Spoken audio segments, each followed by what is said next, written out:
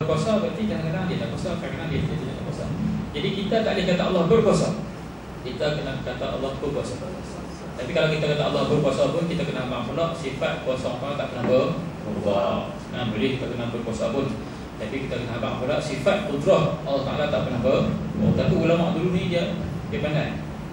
Hingga bangsa pun yang berbeza. Kita kena kata Allah berkuasa bukannya berkuasa. Gimana? Baik. Habis itu. Kemudian apakah perkara wajib diiktikadkan terhadap sifat qudrah Allah Subhanahu wa taala? Maksudnya kan ulama Nusantara kita ni alhamdulillah. Setengah kalangan mereka orang putih kau boleh ambil tak di British. Sayang tu. Kalau kira apa nama Fataniyah tu, pengkaji Nusantara tu. Nama Syekh Wan Muhammad Sharif pernah amalan. Dia juga habaq dalam, dia ada tulis kisah para alim ulama dalam Malaysia. Okey, Wan Muhammad Sharif dia di antara pengkaji ulama Nusantara. Dia pergi Merata, pergi ke Petani, pergi ke Kalimantan, pergi ke Sumatera, pergi ke Jawa, nak kaji sejarah para alim ulama.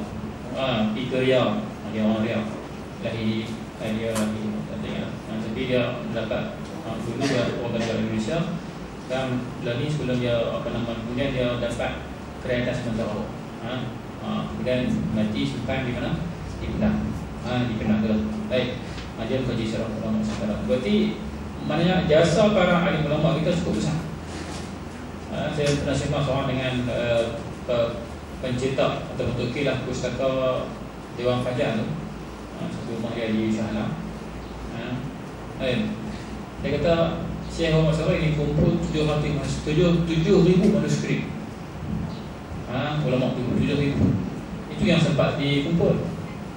Saya cuma beli dalam 2-3 beli yang dia akustik, yang dia tak buah langsung, yang tak berubah. Saya beli. Baik. Okey.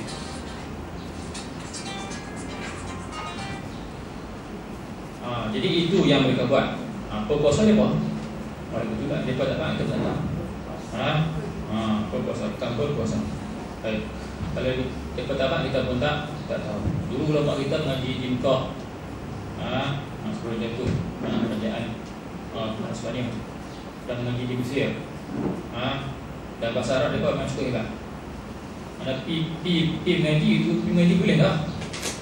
Cuma nak tambah saja. Boleh tu memang boleh semua. Beza dengan mengaji sekarang, pi tak boleh. Bila kita boleh, balik pun tak boleh. Itu beza. Saya harap kita pun ada perubahan lah sekolah kita. Sekolah rakyat kita tak kira sekolah apa pun ada perubahan. Itu banyak dikatakan kata baru. Saya dengar silibus atas hari akan dijadikan silibus kebangsaan. Ini saya dengar berita terbaru.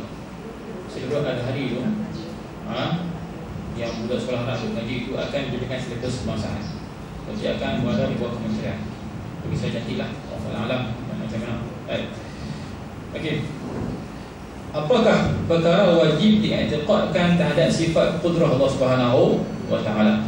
Apakah perkara wajib diiktikadkan terhadap sifat qudrah Allah Subhanahu wa taala? Itu yang tidak. Kita nak kata apa? Kita nak kata apa tentang sifat Allah Subhanahu wa taala? Kita boleh faham tak? Boleh faham tak? Ni. Okey. Apakah perkara wajib diiktikadkan terhadap sifat qudrah Allah Subhanahu wa taala? Berarti nak kata apa? Berarti kita kata Allah ada sifat qudrah tu. Itu yang menentukan kufur atau beriman kita. Atau saja yakin saja. Okey. Kita wajib mengakui. Ini kata iman. Ini yang dikatakan iman.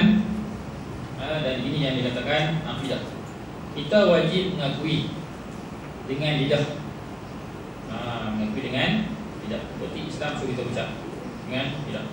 Baru dikatakan kita beriman. Baik. Paling kurang pun 2 kalimah syahadah. Kita wajib mengakui dengan lidah. Itu yang pertama. Kita kena kata dengan lidah Allah berkuasa. Ataupun kita kata la ilaha illallah Muhammadur Rasulullah. Kita wajib mengakui dengan lidah dan beriktikad dengan hati. tenang hati kita terima Allah tu berkuasa. Bukan soal bukti kan salah kan, bukti kan salah kan, itu tak dikatakan baik kan. Tapi kalau kita mengakui dengan hati kita, tenang hati kita, barulah kita dikatakan beriman kepada Allah Subhanahu wa taala. Baik. Sebab itulah Sayyidina Abu Bakar dengan As-Siddiq. Abu Bakar As-Siddiq. Beza apa As-Siddiq dengan As-Sadiq? Sama-sama makna jujur, sama-sama makna beza apa?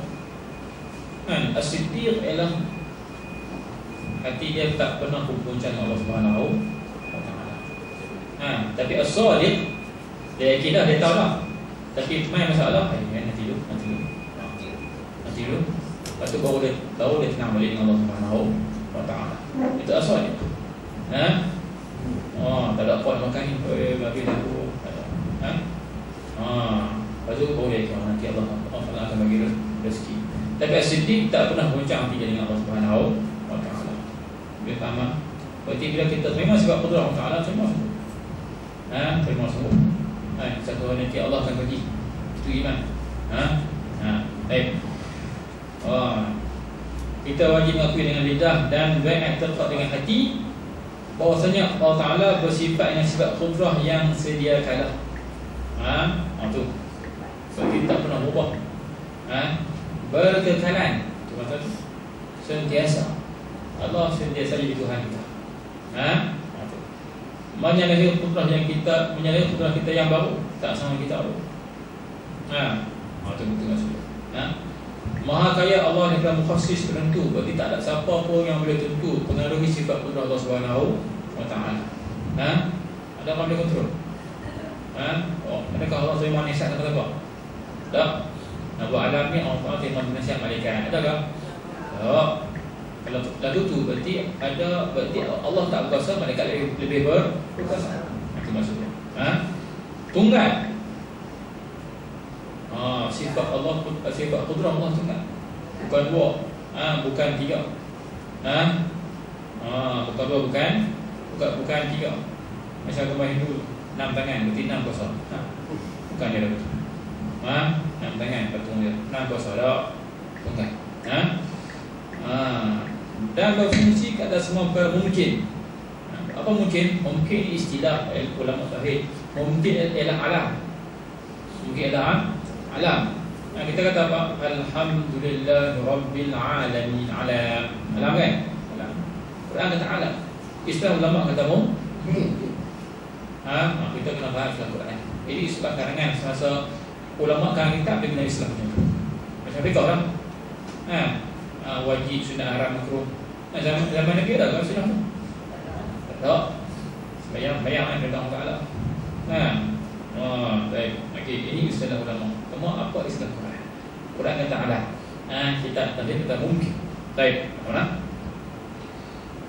Dengan makna Allah Ta'ala mengadakan bermungkin dan mentiadakannya. Berarti Allah boleh buat.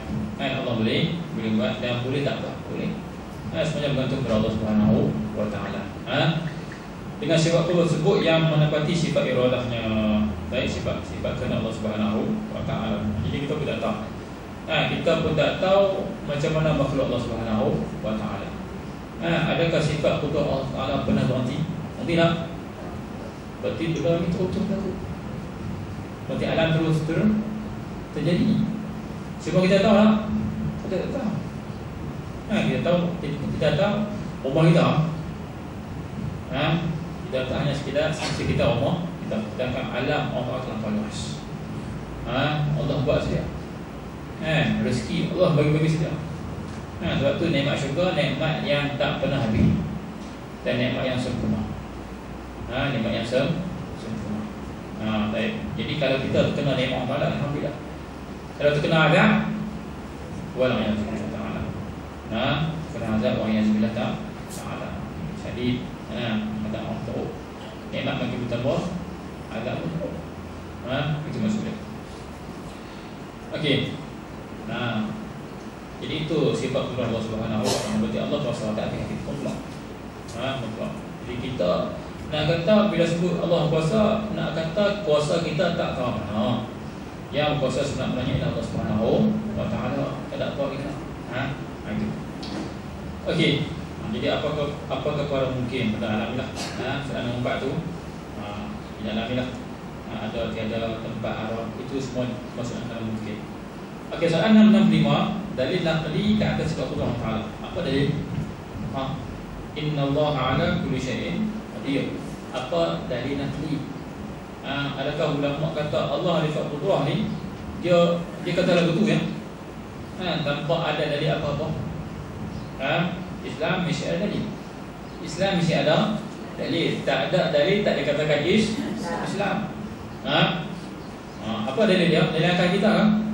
Dalil Quran ataupun dalil hadis Nabi. Jadi nak kata qudrah itu Islam suruh kita akui ada pada Allah Taala, apa tak ada dia? Apa Quran sebut? Innallaha ala kulli syai'in qadir. Innallaha ala kulli syai'in qadir. Sesungguhnya kan Allah Taala Maha Kuasa atas segala sesuatu. Siapa yang sebut? Bila Allah Taala sebut dia kuasa, kita nak kata Allah tak kuasa kan? Allah sebenarnya sebut dia kuasa. Bila Allah Taala sebut dia kuasa, seolah-olah dia suruh kita kata kat dia, kamu wahai Allah berkuasa. Itu maksudnya. Mana? Innallaha ala kulli syai'in qadir. Jadi apa yang ada hari ini pada alam kita ni, kata kesan daripada sifat qudrah Allah Subhanahu wa taala. Matahari naik, boleh tak tu? Kalau orang tak kuasa tu boleh naik lah betul kan? Siapa yang atak makan minum kita? Kalau makan minum kita serah kat kita macam mana? Allah kosong dekat manusia urus makan minum dia. Apa mati? Orang ada pula ikan disangkap tu. Kita kata banyak dah. Cukup kan? Tak cukup. Tangkap ikan dalam laut. Tangkap ikan dalam laut. Kalau ikut belah sendiri belah sendiri. Orang tu termidak tangkap ikan dalam laut. Siapa yang beri ikan tu, izin ikan tu hidup? Allah. Nak kata Allah beri rezeki pada kita. Allah berkuasa. Ikan kuasa Allah tak habis. Baik. Okey. Kemudian iradah berkehendak. Banyak.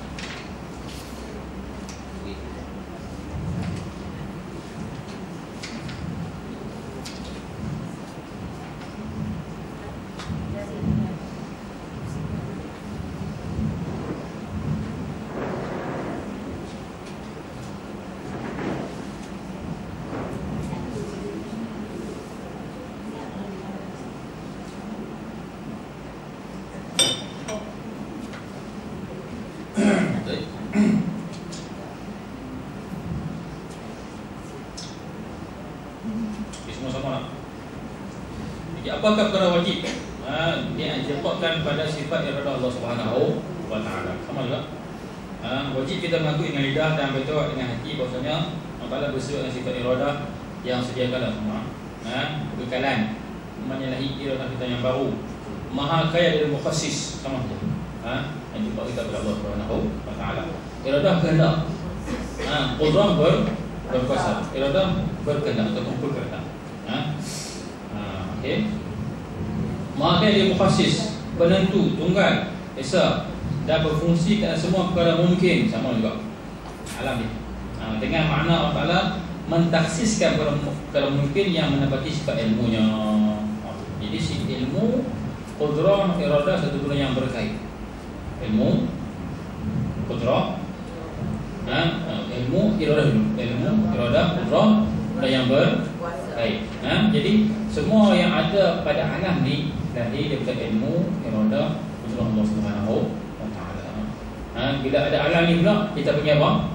Kita panggil qada dan qadar Allah Subhanahu wa taala. Dari ilmu, dari iradah dan dari qudrah, lain satu benda yang kita panggil apa?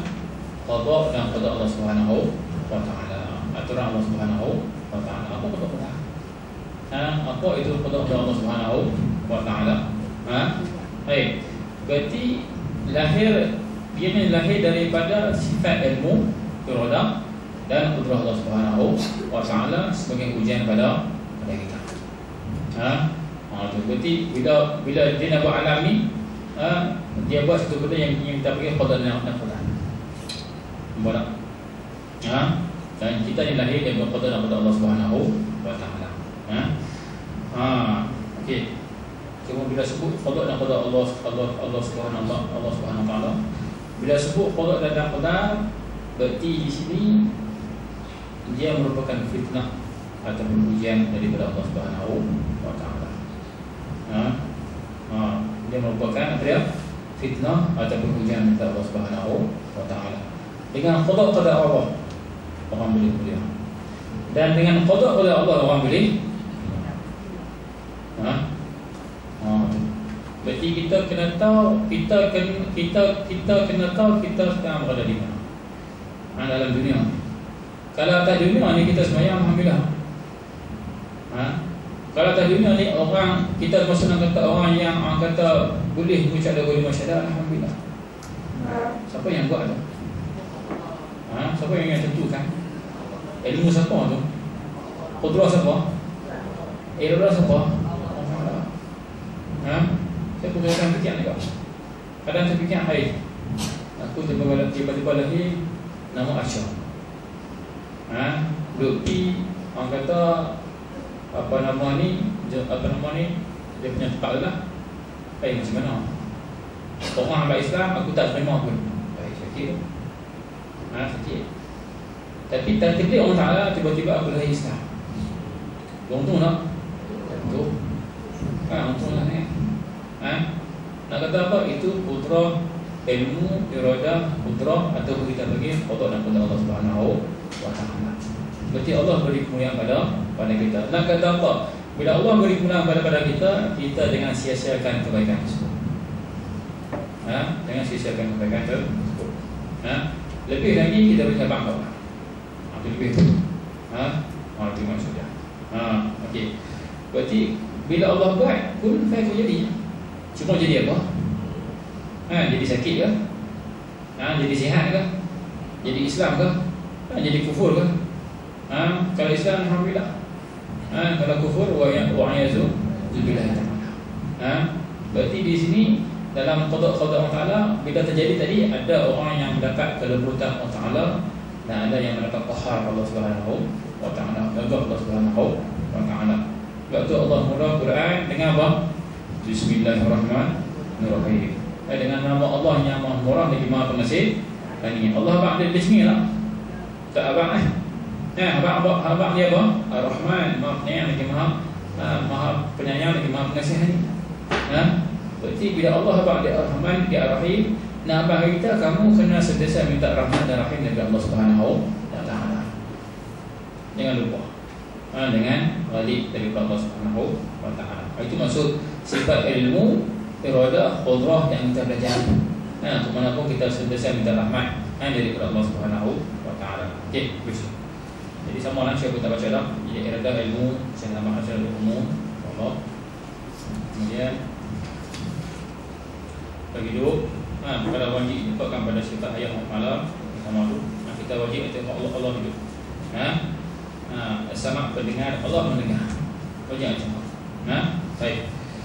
Habis itu basar melihat. Kita kata Allah tu pernah ada sifat melihat. Macam ya. Al-kalam bis. Al-kalam sifat perkata ataupun penutur Allah Subhanahu wa taala. Bina. Sama-sama. Okey. Cuma di sini bila bahas kalam, satu benda yang kita kena ingat, apa nama ni, bila sebut kalam Allah Ta'ala, kita boleh mengatakan Quran itu kalam Allah Subhanahu wa Ta'ala. Jangan tanya kalam tu kalam baru ke kalam lama. Tak. Cukup kita kata Quran kalam Allah. Cukup. Jangan timbul lagi bahasan Quran tu qadim hadis. Adakah kita boleh bukan bahasan lagu tu? Tak boleh. Tak tu ya. Itu saja. Bila sebut kalam Allah Ta'ala, di sini ada dua makna. Yang pertama kalam yang ada pada Allah Subhanahu wa Ta'ala sendiri. Yang kedua Quran. Yang kedua Quran. Ini boleh kita kata ikut hukum syaraknya Quran kita kata kalam Allah. Boleh tak? Ya, habis. Bahawa kalam banyak. Habis. Kemudian sifat maknawiyah. Sifat maknawiyah. Jadi kita Ya, apa beza sifat ma'ani dengan sifat ma'nawiyah? Sifat ma'ani adalah sifat yang ada pada Allah Subhanahu wa taala. Sifat ma'nawiyah keadaan, sifat ma'ani disebut. Disebut keadaan, ini yang dikatakan kekekalan. Ini yang dikatakan sentiasa. Sebut kan? Kita baca sifat qudra dulu kan. Nampak tak? Disebut apa? Sediakala berkekalan. Nampak tak?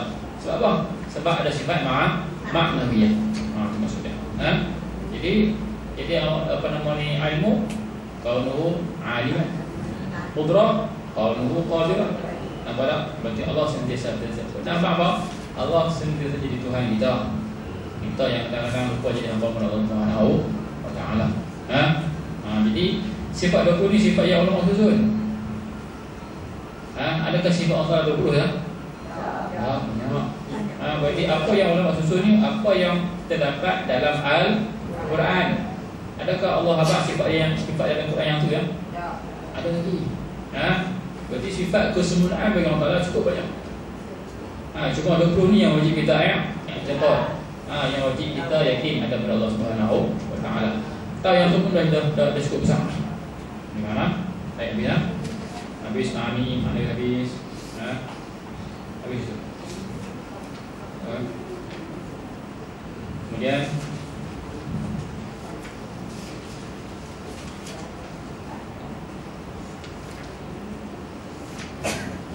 habis Allah.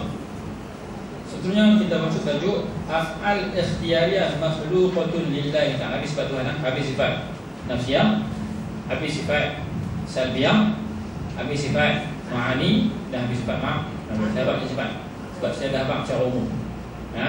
Saya tinggal tu. Okey. Af'al ikhtiyariyah itu makhluqatun lillahi ta'ala. Af'al ikhtiyariyah itu makhluk Allah Ta'ala. Kata perbuatan ikhtiari yang ada pada kita tu. Kita disuruh ikhtiar tak? Ikhtiar. Kita disuruh makan minum. Ikhtiar tak? Ikhtiar. Cara rezeki apa dia? Membaca, menulis, berikutlah apa? Jalan. Berubat. Berikutlah apa? Duduk, berdiri. Itu dipanggil perbuatan ikhtiar. Kita buat apa Allah buat? Itu soalan. Apa aja kau kita? Kita buat ke Allah buat? Kita buat berarti kita Tuhan. Kita buat berarti kita Tuhan. Dan kita hamba. Dan kita yang angkat ni. Kita sendiri kan? Tak. Allah tak izin. Berarti Allah izin. Kadang-kadang sihat elok tiba-tiba sakit. Sihat elok tiba-tiba sakit. Kelahan Tuhan tu sakit. Kelahan Tuhan tu sakit. Kita hamba kepada Allah Subhanahu wa taala. Nak kata Allah yang buat. Itu soalan di sini. Itu maksud soalan. Okey, kita baca. Buku saya beza dengan buku tuan-tuan. Beza sikit. Mana sama. Baik. Mana? Apa yang diketahui sama. Apa yang diketahui qudrah hamba yang bersifat makhluk tidak boleh menciptakan sebarang zat. Dia tak boleh buat apa. Usaha kita tak boleh buat apa-apa. Ini yang dikatakan mutasabbih. Saya gunakan mutasabbih. Kita mutasabbih. Akan tapi adakah dia boleh menciptakan perbuatan ikhtiari seperti menulis? Baik. Berarti dia tak cipta zat. Tapi adakah dia boleh cipta dia sendiri? Adakah dia boleh buat dia sendiri? Itu maksud dia. Dia kan boleh buat, bukan boleh buat matahari, bulan, tak ada kan? Tapi adakah dia boleh menulis, membaca? Itu soalan dia. Akan tapi adakah dia boleh menciptakan perbuatan ikhtiari seperti menulis, membaca, amalan ketaatan? Dia sendiri kan? Dan segala perbuatan yang baik dan buruk dengan sifat qudrah yang ada padanya. Allah bagi qudrah kuat pada dia. Adakah dengan kuasa yang ada pada dia sendiri menulis, membaca? Adakah lagu itu? Itu soalan dia. Jawapannya tak? Tengok apa dia jawapan di sini. Okey, perbuatan ikhtiari manusia adalah makhluk Allah Subhanahu wa taala. Nak kata Allah buat. Allah buat. Berarti Allah tak izin kita buang tangan, kita boleh buat. Sebab tu lah Quran kata apa? Wa ma ramaita iz ramaita walakin Allah harama. Wa ma ramaita iz ramaita walakin Allah harama. Ayat ni serta perang Badar. Kamu tak melempar. Ketika kamu melempar panah tu, walakin Allah harama. Tapi Allah yang lempar. Allah yang lempar. Sebab itulah bila kita faham lagu tu, sebab itulah orang kata kalau kita baca hadis Nabi tu, makna setengah ayat dia atau kataan dia tu, makna dia apa?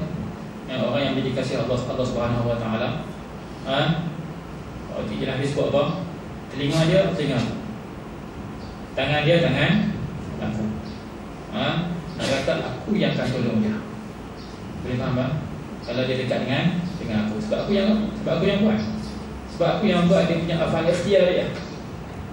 Boleh faham tak? Ulang balik. Baik-baik buat apa? Allah.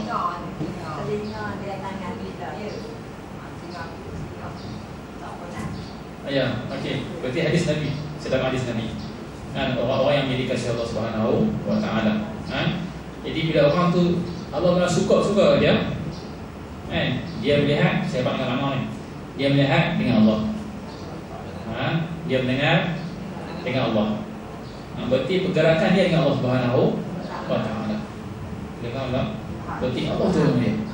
Berarti Allah tolong dia. Boleh faham tak?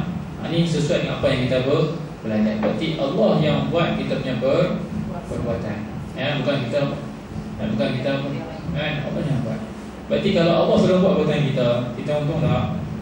Kita untung. Berarti kita akan gunakan perbuatan yang ada pada kita untuk Allah Subhanahu Wa Taala. Kita minta lagu tu lah.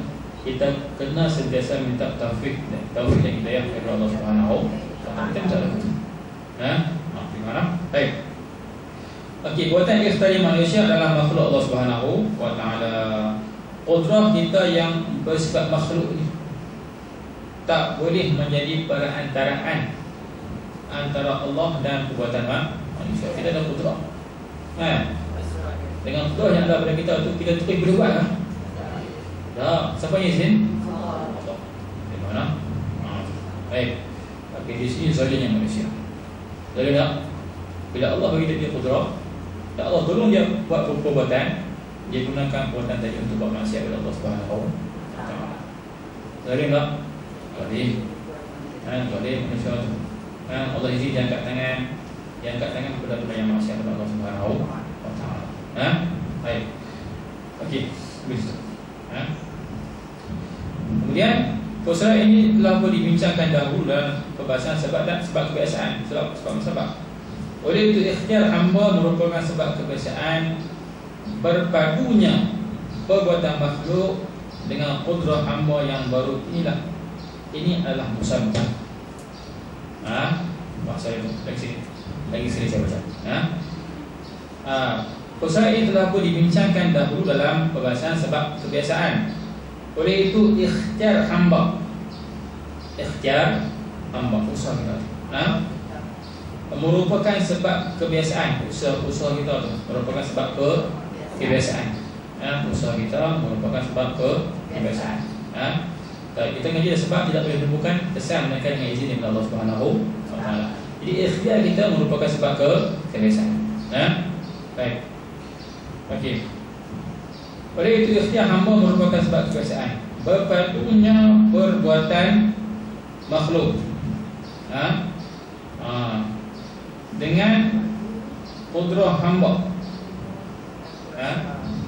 Berarti qudrah kuasa kita tu yang baru ini adalah musabbih. Siapa yang musabbih? Allah. Siapa yang bagi? Allah. Kenapa kita boleh bergerak tu? Kenapa yang kita boleh bergerak? Kita sendiri ke atau Allah? Allah. Itu yang dikatakan musabbih. Itu yang dikatakan musabbih. Qudrah kita sebab. Kita boleh buat itu musabbih. Siapa yang kuasa sebab yang ada pada kita kan ataupun sifat ataupun Allah Subhanahu Wa Taala. Allah. Dan kata Allah bagi. Kita makan Allah bagi, kita minum Allah bagi, kita membaca Allah bagi, kita minum Allah yang bagi. Kalau Allah yang bagi, kita Tuhan ke Allah Tuhan? Faham? Kalau Allah yang bagi, berarti Allah Tuhan. Kita Tuhan ke? Tak. Dia terima saja. Kita terima sahaja. Baik. Kalau kita kata aku dapat lupa pada Allah Ta'ala, berarti kita cuba jadi Tuhan, bukan jadi hamba. Itu masuk di sini. Dia faham tak? Nampak tak? Baik. Sebab itulah kita menjadi syahid ni, kesan daripada kita menjadi syahid boleh menimbulkan akhlak yang baik. Baik, faham tak? Saya mungkin begitu. Kesan daripada kita menjadi mutahid, kita faham mutahid, boleh menimbulkan akhlak yang baik. Yang Allah bagi ni, berarti boleh menimbulkan akhlak yang baik yang Islam suruh. Yang Islam suruh redha, syukur, tawakal, sabar. Sabar pada Allah Ta'ala, muhasabah, sentiasa akan timbul sebab yang baik. Kalau kita faham ilmu tauhid, sebab kita faham kita faham Allah, dan kita faham Allah Tuhan. Itu akhlak yang baik. Baik. Baik. Okey. Hal demikian berlaku kerana tidak ada siapa pun selain Allah mampu memberi kesan dalam alam ini. Tak mampu. Allah memberi kuasa kat kita, tapi dengan izin dari Allah kita mampu menulis, mampu membaca. Faham? Berarti hamba Allah Ta'ala ni, kalau kita faham benda ni, hamba Allah Ta'ala ni merupakan anugerah daripada Allah Subhanahu wa Ta'ala. Berarti Allah tolong kita buat amalan. Allah tolong kan? Allah tolong kita baca Quran. Allah tolong kita belajar. Allah tolong kita mengaji. Siapa yang bagi tu? Allah. Sebab itulah saya bagi tu apa? Ibadah kita merupakan minnah, anugerah daripada Allah Subhanahu wa Ta'ala. Minnah, anugerah daripada Allah Subhanahu wa Ta'ala. Bila kita ingat perbuatan kita ataupun ibadah kita itu anugerah, kita nak takaburkan dengan sembahyang kita. Kita nak rasa orang lain hina kan? Kita kena rasa kesian.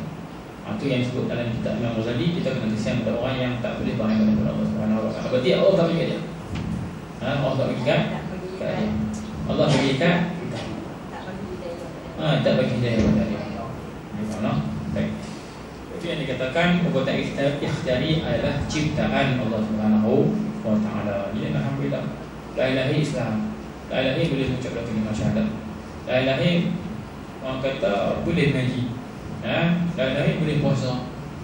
Ramai orang yang tak boleh buat ibadah kepada Allah Subhanahu wa Ta'ala. Baik. Dan kita tak pernah halang mereka pun. Ada tak orang yang di Malaysia ni terhalang untuk tahu Islam? Tak ada macam malah engkat tak engkat, tak kabur tak kabur. Semua sama. Ngaji banyak, surah banyak, dengan TV lagi. Tak siapa pun yang boleh halang orang untuk faham Islam. Cuma mau tak mau itu akan dipersalahkan oleh Allah Subhanahu wa Ta'ala. Mana? Baik. Yes. Apakah maksud al-kasbu? Ini usaha kita. Apakah maksud al-kasbu ataupun usaha hamba? Kita nak faham lagu mana? Usaha hamba bermaksud berpadunya kudrah hamba, kuasa yang ada kita yang baru, dengan perbuatan kita cipta Allah Subhanahu wa Ta'ala.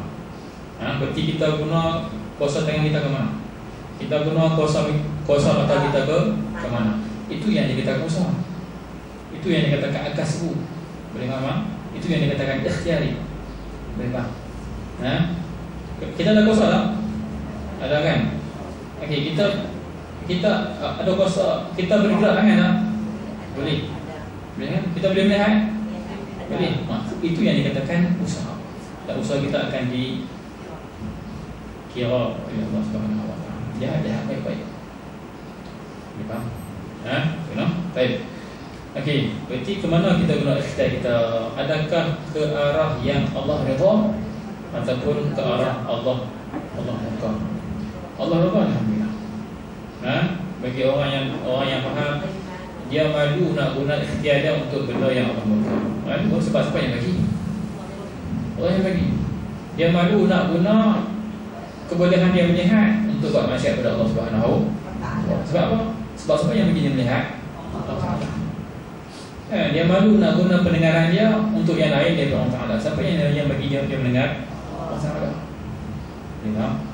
Itu ilmu tauhid. Jadi kemuncak ilmu tauhid menanam rasa mahabbah kepada Allah Subhanahu wa taala. Kemuncak ilmu tauhid tanam apa? Sifat mahabbah, sifat suka kita kepada Allah Subhanahu wa taala. Allah yang bagi ini. Berarti sifat syukur kita kepada Allah Subhanahu wa taala. Sebab Allah buka jalan, lorong jalan pada kita untuk kita dekatkan diri kita kepada Allah Subhanahu wa taala. Baik. Baik, sepanjang lagi ni. Nah, kita dipaham tak tahu lah. Dari awal kitab sampai sekarang. Sama je. Okey. Dan lagi kita sambung pada soalan 93 tu. Yang bagaimana seorang hamba itu mampu menyatukan antara pandangan kepada ikhtiyarnya sendiri hingga ke akhirat. Kita bincang lagi. Ini penting. Ini penting. Nak abang kata kita tak tahu mana. Allah yang berkuasa. Baik. Wassallallahu ala sayyidina Muhammadin wa ala alihi wa sahbihi wasallam. Walhamdulillahi rabbil alamin. Iyyaka na'budu wa iyyaka nasta'in. Shiratal mustaqim. Shiratal ladzina an'amta 'alaihim ghairil maghdubi 'alaihim. A'udzu billahi minasy syaitonir rajim. اللهم علمنا ما ينفعنا وعلمتنا وزدنا علما. اللهم وتفرقنا من بعده فرقا معصوما ولا تجعل فينا شقا ولا محروما. صلى الله عليه وسلم وعلى اله وصحبه وسلم. الحمد لله.